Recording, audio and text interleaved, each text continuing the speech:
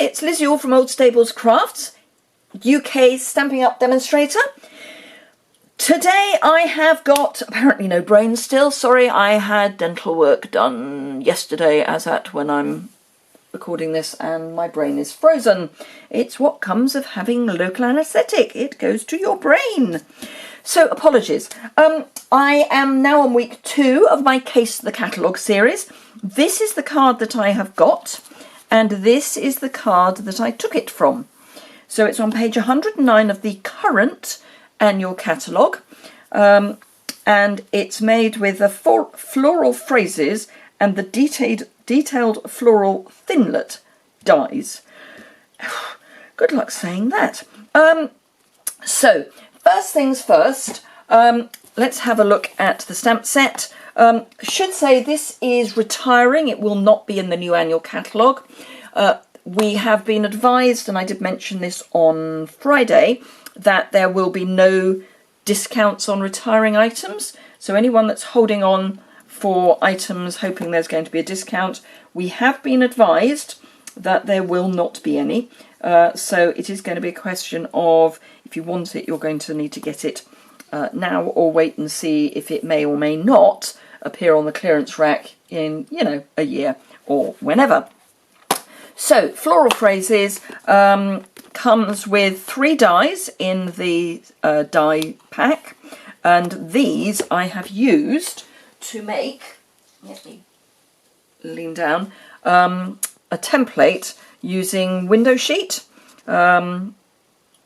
So yeah, all I did was line these up over the size of my standard size mat, and so I got the dimensions, and then ran it through I stuck everything down to the window sheet so that it didn't move, and then ran everything through using the precision base plate. I've just realised I've got a couple of bits that didn't come out, and yet I have been using it quite happily.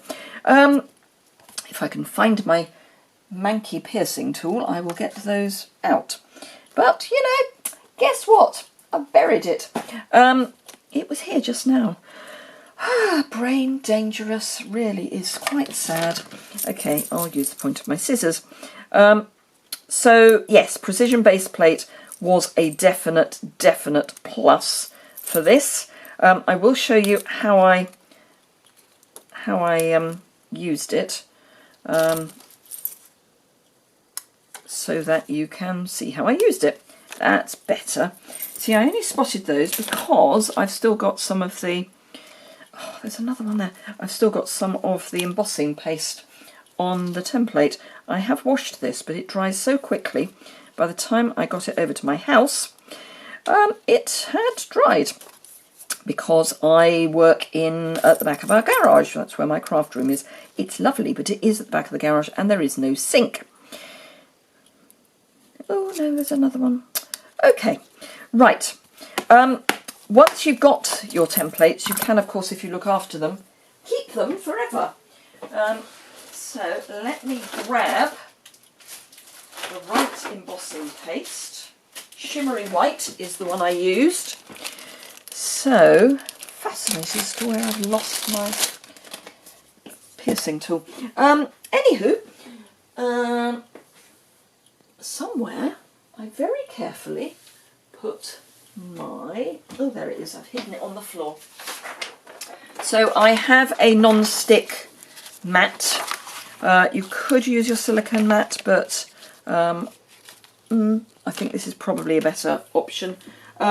So, non-stick mat and a piece of Berry Burst cardstock, and that just goes behind. And then I've got some washi tape. This is the washi tape that is in the current annual catalogue, but washi tape, masking tape, anything along those lines will be good. This is really just so that you've got everything stuck down, because you don't want your template to move if you can possibly help it.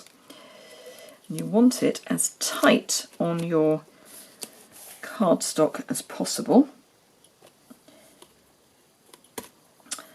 So I'm going to put another couple of bits. Can you believe we're on 5 minutes and I've done absolutely nothing so far? Ho-hum, there we go. Right, okay, so that is now beautifully stuck down.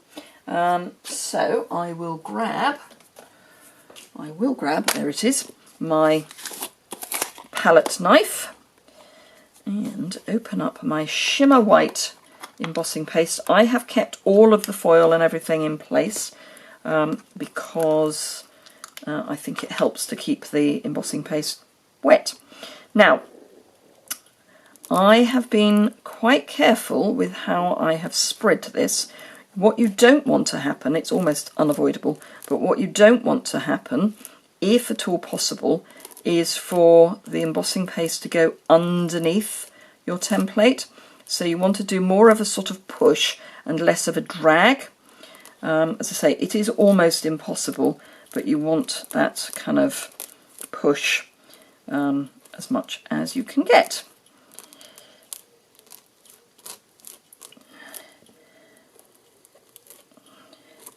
So spread it as much as you can. Now remember, you can always wipe it off and put it back in the pot. So having got it kind of where you want it, very gently, some of it has gone underneath, as I say, it is almost unavoidable, and then just scrape that back into your pot. Get off any more excess that you can. Scrape that into your pot.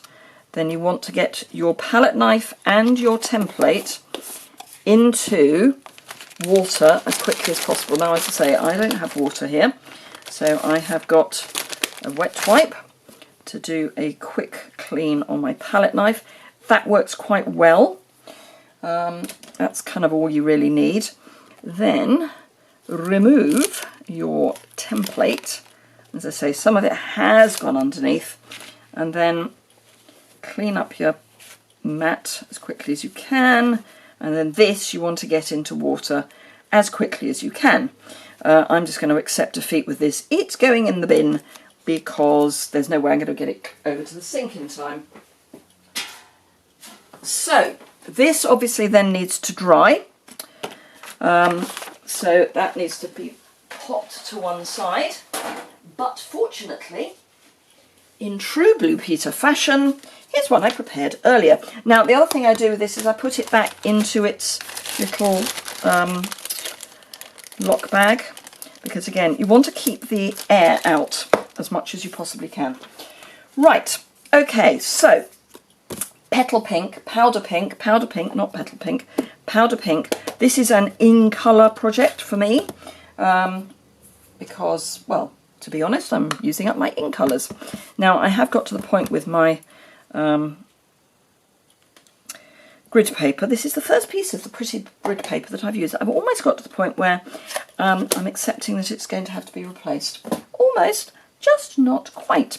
So that's a 1 inch strip, and it's just longer than this. This is I think it's about 3/4 of an inch strip, but it's basically just a piece I had. And with Tranquil Tide, actually we'll go slightly to one end, I am just stamping congratulations. And that is actually all the stamping we need to do. So let's pop this together. Oops. I happen to know that this is going to fit very nicely over there. So I'm just popping some Tombow down and then pop this over the top so that it is pretty straight. Now you can, if this takes longer to dry than you want, and I have to say I'm not convinced this one is dry, you can use your heat tool. All I would say is be gentle because you could find that it'll puff, which might be the look you're going for, but if you heat embossing paste, it does have a tendency to puff up. So you want to do it very gently and probably from the back.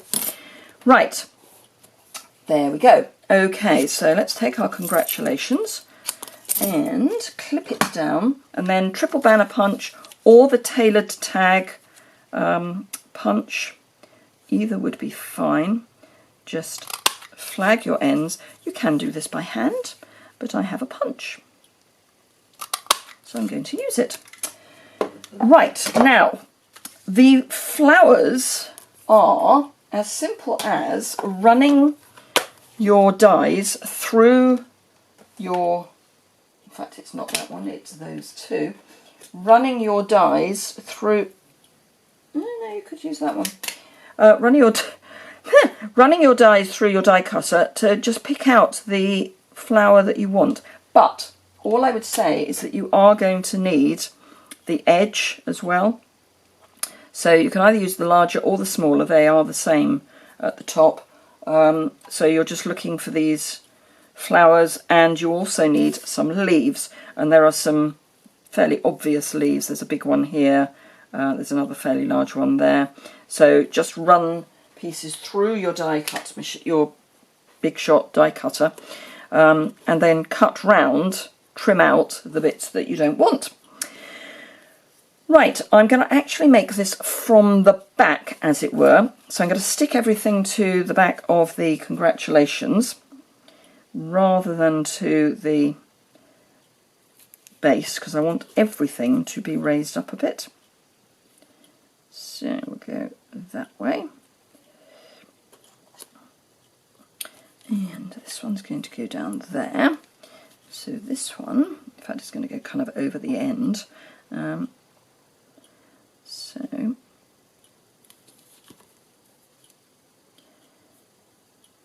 put it on a slight angle. Just check that that's about right. Yep, that's super duper. Right, okay, so I've got mostly large flower leaves this time. I've got a couple of small and a medium. So I'm going to add a blob of glue to that and pop that under there, and then a blob of glue for this one, which I'm going to add to the side, and then a blob of glue on this one, which will go there, and then a blob of glue on the baby one, and that, whoops, get that to stick, and then this one, whoops, all fingers, I will have there, and all I'm doing is moving it round until it's where I want it to be. Right, okay, dimensionals. That's not meant to be on it. So dimensional there, dimensional there, and a dimensional there. And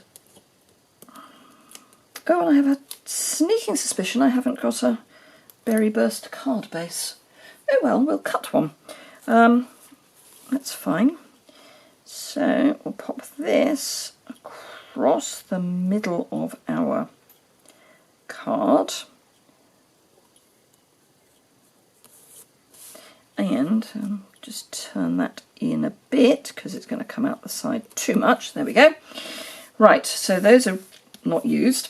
Right, okay, so this is the Whisper White sheer ribbon.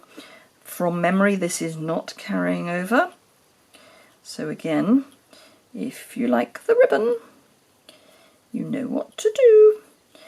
Do remember that I have a VIP rewards program.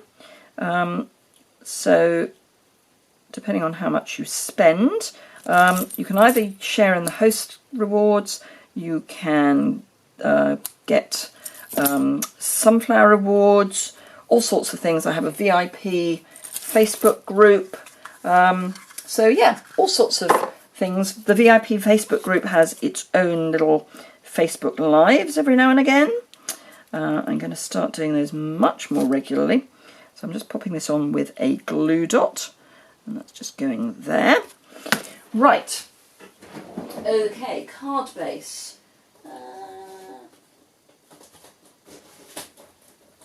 Piece of berry burst card and a trimmer. So I'm actually going to do this one the long thin way.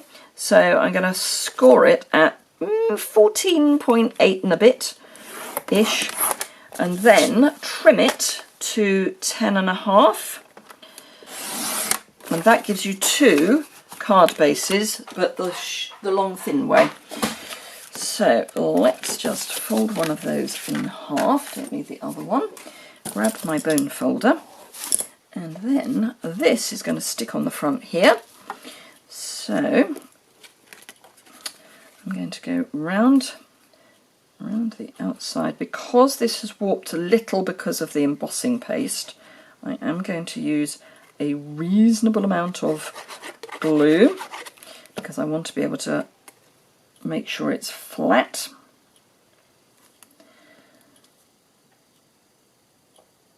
And then, as ever, I press from the back because that way I don't smudge things.